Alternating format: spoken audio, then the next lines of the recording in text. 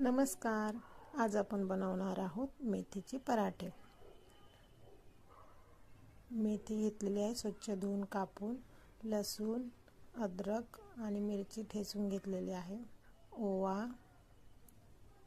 चवीनुसार मीठ, लाल तिखट, जिरे, हळद, काळा मसाला हे छान असं मिक्स करून घेऊ. गव्हाचे पीठ, बेसन हे पाणी टाकून आपण गोळा तयार करून घेऊ. आता आपण पराठा लाटून घेऊया. दोन्ही साईडला तूप लावून छान असं आपल्याला भाजून घ्यायचं आहे.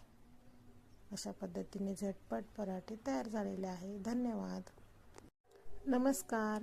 आज आपण बनवणार आहोत मेथीची